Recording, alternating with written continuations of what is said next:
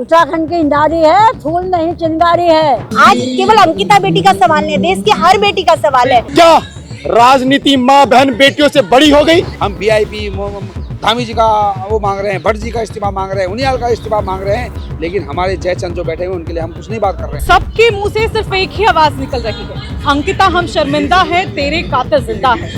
और इसको लेकर सवाल अभी भी बना हुआ है, इसलिए हर कोई कह रहा है कि सीबीआई जांच हो ताकि दूध का दूध और पानी का पानी हो पाए। लेकिन क्या ये हो पाएगा? पुरुष हैं, महिलाएं हैं और जो यंगस्टर है, जो यूथ है, वो भी आज जुड़ा हुआ है सिर्फ इसलिए ताकि इनकी बेटी को न्याय मिले, उनकी बहन को न्याय मिले। आप बताइए कहाँ से पहुंचे हैं? मैं दिल्ली से ही हूँ, उत्तराखंड प्रकोष्ठ से महरौली जिला का अध्यक्ष हूँ और अपनी बेटी के न्याय के लिए यहाँ पहुँचा हूँ। हम भी उत्तराखंड से हैं, अपनी बेटी की न्याय के लिए यहाँ जंतर मंतर पे आए हैं और उसको न्याय दिलाने के लिए हम हमेशा खड़े रहेंगे। जब तक उसको न्याय नहीं मिलेगा उसका साथ खड़े रहेंगे। आपको क्या लगता है जो इतनी सारी चीजें चल रही हैं, जो हमने 2.5-3 साल पहले देखी, एक बार फिर से जो कहते हैं ना कि जिन बाहर निकल आया, फिर से यहाँ पर एक बम फूटा, ऑडियो आई, वीडियो आई सामने और उसके बाद एक बार फिर से अंकिता का केस वापस। जस्टिस तो पहले भी नहीं मिला था, अब मिलेगा या ना मिलेगा, इसको लेकर सवाल जो है वो बरकरार है। क्यों नहीं मिलेगा? हम लड़ेंगे, लेकिन ये तो झूठ बोलते हैं ना, इनको सब पता है। क्यों नहीं मिलेगा? हम लड़ेंगे और छोड़ेंगे नहीं, जब तक ये फांसी पे नहीं चढ़ेंगे तब तक नहीं छोड़ेंगे। अब हम चुप रहने वाले नहीं हैं। उत्तराखंड के लोग अगर अपने उस पे आ जाते हैं ना, छोड़ते नहीं है।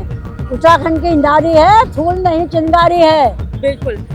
हर केस में हम देखते हैं कि महिलाएं जो है कहीं ना कहीं दिखती नहीं है, लेकिन ये बहुत अच्छी बात है कि अंकिता के लिए जो है वो हर एक खड़ा हुआ है और महिला वर्ग जो है वो बढ़ चढ़ कर जिस तरह से हिस्सा ले रहा है उसके लिए बहुत ही काबिल तारीफ है। बिल्कुल, ये क्योंकि बहुत ही गंभीर विषय है, बहुत संवेदनशील विषय है, क्योंकि ये केवल एक उत्तराखंड समाज की 19 वर्षीय बेटी अंकिता का ही सवाल नहीं है, ये पूरे देश की बेटी का सवाल है। देखिए, यह केस तो उभर करके सामने आया है, रोज़ आए दिन इस जो है तरह के कितने ही केस हो रहे हैं। और अंकिता देखिए, एक मामूली परिवार की बच्ची थी जो एक जो है रिजॉर्ट में जॉब के लिए गई हुई बच्ची, नौकरी करते हुए कुछ ही समय उसके साथ होता है और इस तरीके का उसको स्पेशल सर्विस देने का ऑफ़र जो सुनने में आया और उसके बाद इस तरीके का उसका गायब हो जाना एकदम ही, और हफ्ते भर बाद उसकी डेड बॉडी एक उसमें मिलती है, चीला नाम की उसके अंदर।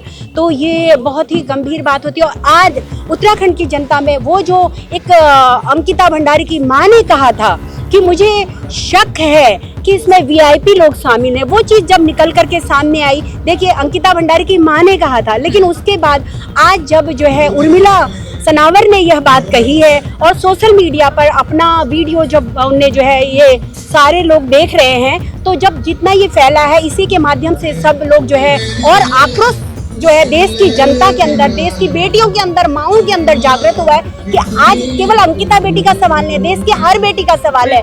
यह जो है अंकिता का नाम तो उभर करके चलो सामने आ गया, क्योंकि वो एक वीआईपी बेटे का रिजॉर्ट था, सुनने में आता है किसी वीआईपी के ही बेटे का वो रिजॉर्ट था, उस जिस रिजॉर्ट में वो जॉब कर रही थी। लेकिन अगर इस तरीके की घटनाएं घटती, एक आम बच्चे कैसे अपनी आवाज़ उठाएंगे, एक आम साधारण माता पिता की आवाज़ कैसे आगे तक जाएगी, बेटी को कैसे न्याय मिलेगा? यह देश की बेटी के न्याय का सवाल है। बिल्कुल, देखिए न्याय के लिए तो हर कोई खड़ा है और जब बात बेटी की आती है तो हर कोई अलर्ट हो जाता है, लेकिन कहीं ना कहीं इसमें राजनीति होती हुई भी दिखती है।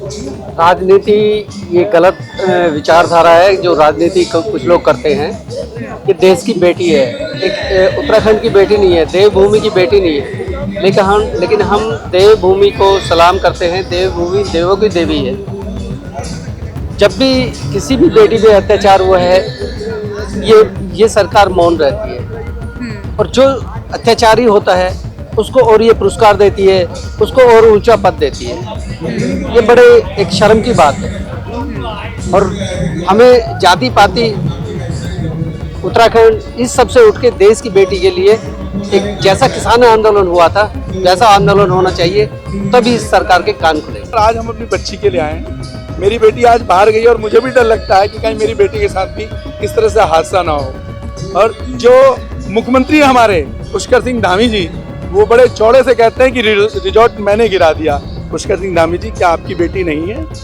आपने खुद ऑन द रिकॉर्ड बोला है कि वो रिजॉर्ट में मैंने बुलडोजर चलाया। रेणु बिष्ट बोलती है मैंने चलाया। तो क्या आपकी वो नहीं है? रेखा आर्या के पति बोलते हैं कि 25-30 हज़ार में हम बिहार से लड़कियां ले आएंगे। क्या यही उत्तराखंड है? मैं उत्तराखंड से आता हूँ, शायद मैंने अपना बचपन बहुत गरीबी में देखा है और वहाँ के हर इंसान को जानता हूँ। हर इंसान को इंसान समझता है, वो देवभूमि है।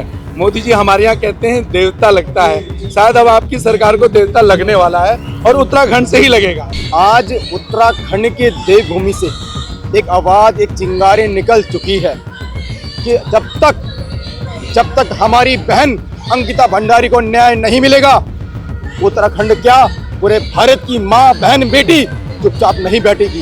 उत्तराखंड आने वाले समय में जवाब देगा, क्योंकि मैं पूछना चाहता हूँ, क्या राजनीति माँ, बहन, बेटियों से बड़ी हो गई? क्या राजनीति एक बहन के दर्द से बड़ी हो गई? अंकिता भंडारी का जो कमरा था उसे ध्वस्त किया गया, उसमें वाई लूटी गई कि हमने जो है अगले दिन जो है इसमें बुलडोजर चला दिया है और हम 0 टॉलरेंस की नीति पे हम चल रहे हैं। लेकिन दुर्भाग्य ये हुआ कि जिसमें सबूत रखे हुए थे, ये बड़ी मतलब एक साजिश की तरह काम किया गया। अगर आपकी मंशा सही होती तो आप पूरे पलंतरा रिसोर्ट को पूरे खत्म करते, आप पलंतरा रिसोर्ट को आप ध्वस्त करते, लेकिन आपने केवल अंकिता भंडारी वाला कमरा ध्वस्त किया ताकि सबूतों को नष्ट किया जा सके। और अल्टीमेटली क्या हुआ, जो वीआईपी था, वीआईपी से एक बार भी पूछताछ नहीं की। आज हम सीबीआई की मांग कर रहे हैं कि सीबीआई जांच इसकी हो, तो सरकार को क्या तकलीफ है? अगर आप ईमानदार हैं, आपकी कर्तव्य निष्ठा है और आपके मन में है कि न्याय मिलना चाहिए, तो आपको सीबीआई जांच कराने में क्या तकलीफ है? लेकिन नहीं, आपको पता है कि अगर आपने सीबीआई जांच करवाई तो बड़े बड़े जो सफेद वस्त्रधारी जो है, आपके बड़े बड़े नेता उसमें नपने वाले हैं। आपका प्रभारी को जिस तरह की सेवा आप सर्विसेज दे रहे हो वहाँ पे, ये उत्तराखंड का कल्चर तो नहीं था।